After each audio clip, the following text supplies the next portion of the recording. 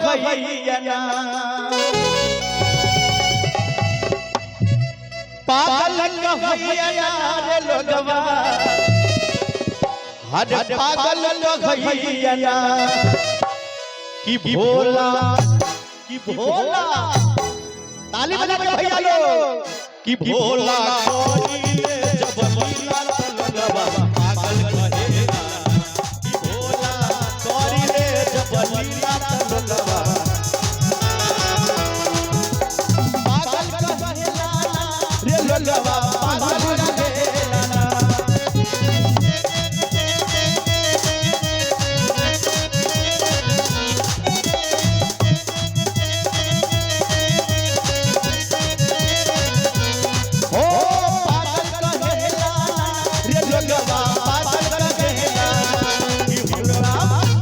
भोला भोला करिले जब लीला लोगवा पागल कि भोला करिले जब लीला लोगवा पागल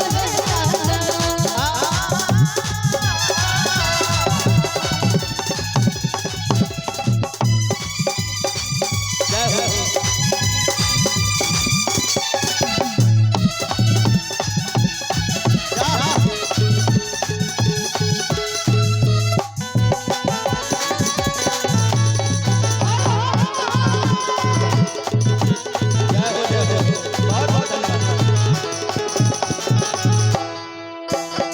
देवता दानव मिलके जब सागर के मंथन कर दिहले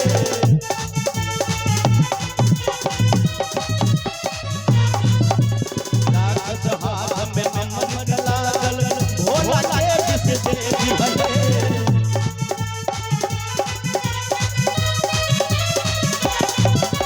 पागल कहेला रे लोगवा पागल कहेला ना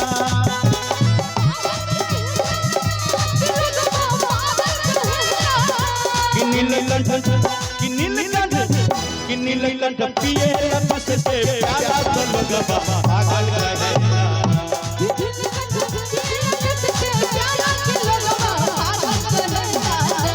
जयकार भैया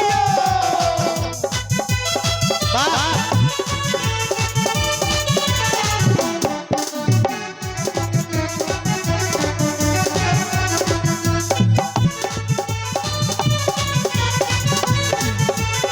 हरि बोल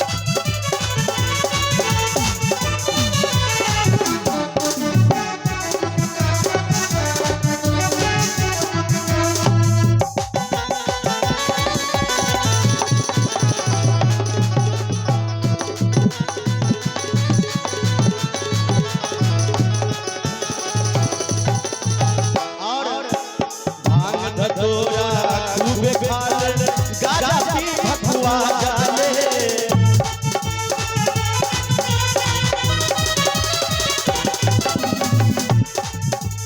भांग धतूरा खूबे खाले गाजा पी भगवा कतबो भक्त पुकारे छने भर में आ जाले पागल कहेला रे लोगवा पागल कहेला ना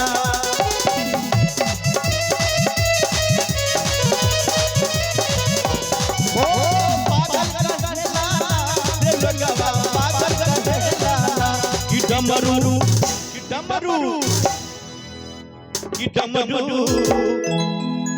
कि डमरू भैया कि डमरू नाचे चाचा भैया कि लोगवा कि डमरू नाचे चाचा भैया कि लोगवा पागल कहेला ना